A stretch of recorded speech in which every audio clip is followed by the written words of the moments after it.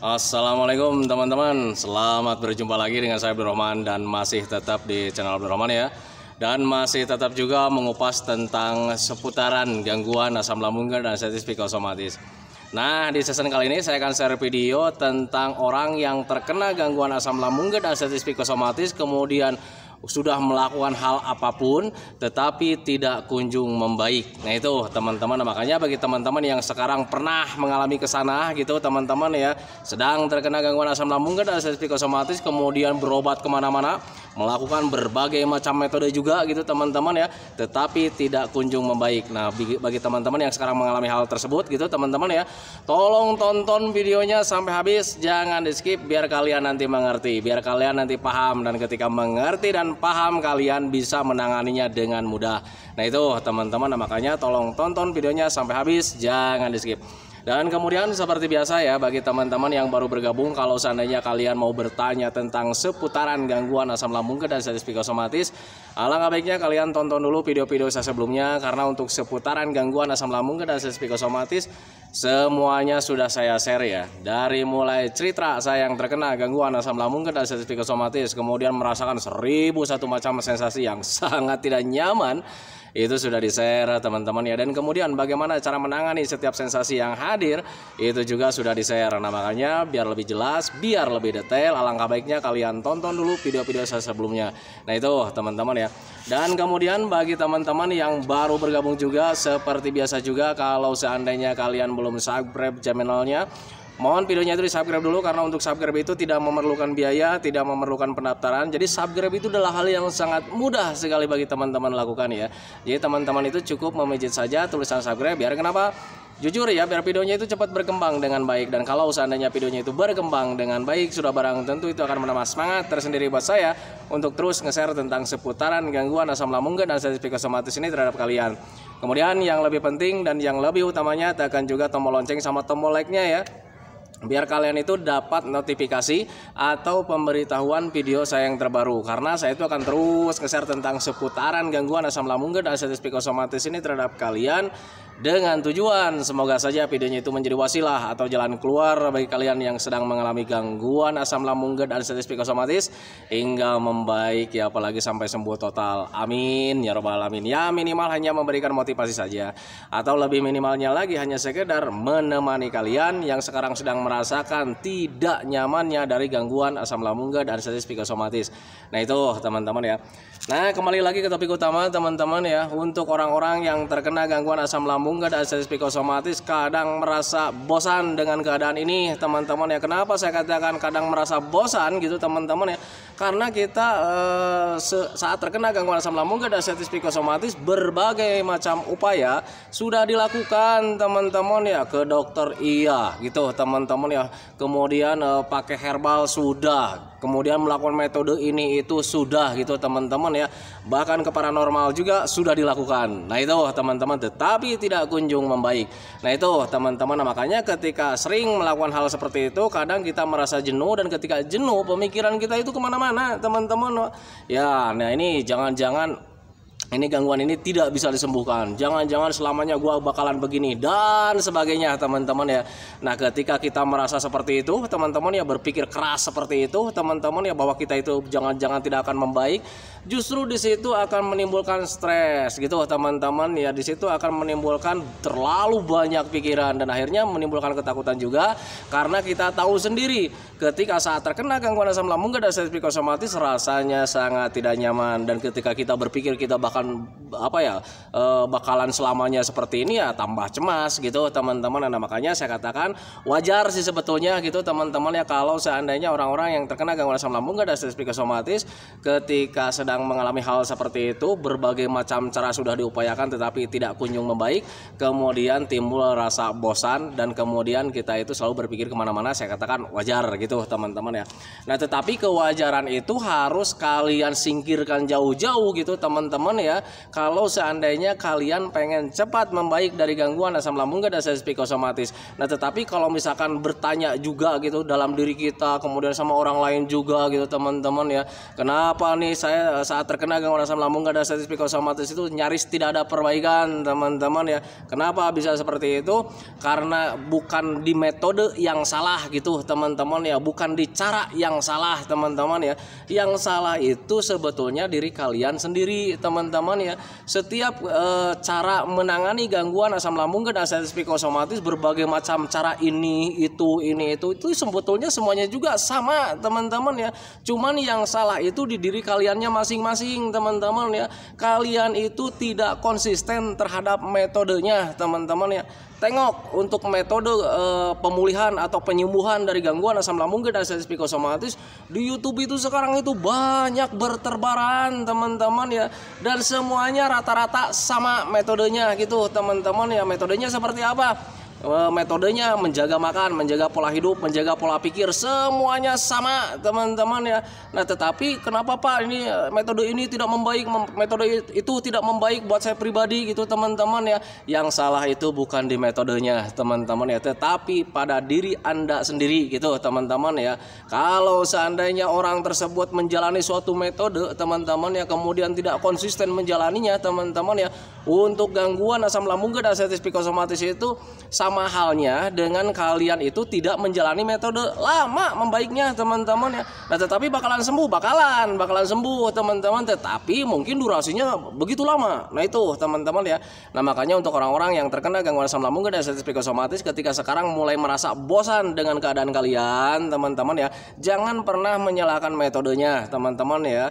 Coba sadari, coba pahami, coba ingat-ingat apakah kita itu sekarang sudah konsisten terhadap metodenya gitu teman-teman. Kalau seandainya dilanggar 1 hari 2 hari teman-teman ya kita kembali lagi dari nol. Nah, itu teman-teman, makanya pahami saja ke sana. Jadi untuk orang-orang yang terkena gangguan asam lambung dan sensitif psikosomatis harus punya tekad yang kuat, harus punya semangat yang kuat gitu teman-teman, biar kita itu konsisten menjalani metodenya teman-teman ya. Dan kalau seandainya kalian konsisten menjalani metodenya teman-teman ya, sebetulnya untuk gangguan asam lambung dan sensitif psikosomatis itu tidak akan lama teman-teman ya. Medisnya mungkin asam lambungnya ya, mungkin itu jaga makan selama 1 bulan juga sudah beres.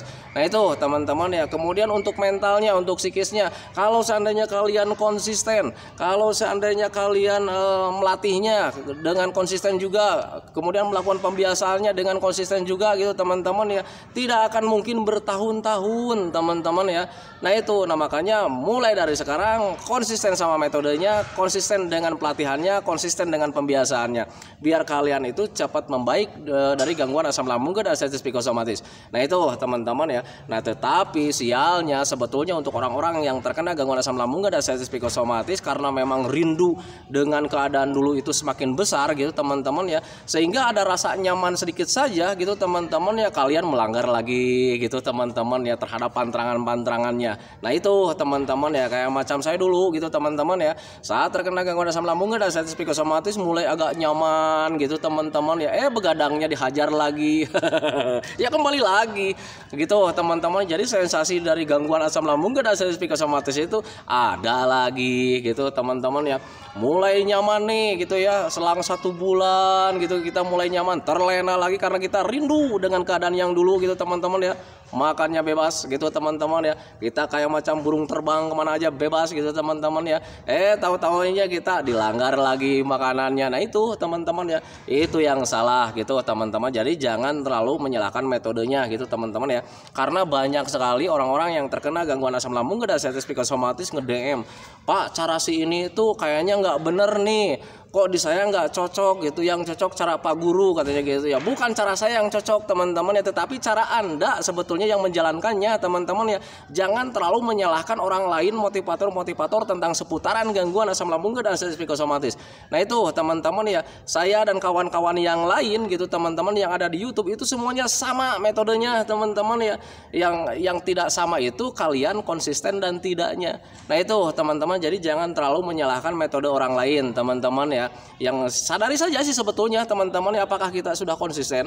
Nah, itu teman-teman, kalau seandainya sudah konsisten, kemudian kalian belum kunjung membaik juga gitu teman-teman ya, berarti itu ada yang salah gitu teman-teman. Karena untuk metode gangguan asam lambung dan status psikosomatis itu tidak boleh dilanggar sedikit pun teman-teman tentang hal-hal negatif teman-teman, kayak macam begadang. Hindari teman-teman ya, begadang itu sebetulnya hal sepele sih sebetulnya teman-teman ya, tidak akan membuat kalian mati sebetulnya. Tetapi untuk orang-orang yang terkena gangguan asam lambung dan status psikosomatis, ketika kalian begadang kemudian ada rasa tidak nyaman di pagi harinya gitu teman-teman ya, kalian cemas teman-teman, itu yang membuat salahnya gitu teman-teman. Dan ketika cemas, sensasi ini itu pasti hadir lagi teman-teman ya. Kalian mempunyai rasa tidak nyaman, kepikiran lagi tentang penyakit yang berbahaya, kalian ada oleng lagi, kelayangan lagi, kalian berpikir tentang penyakit lagi yang berbahaya gitu teman-teman ya. Sehingga ketika kalian stres terhadap hal-hal yang negatif teman-teman, akhirnya pencernaannya ikut nggak membaik lagi gitu teman-teman ya.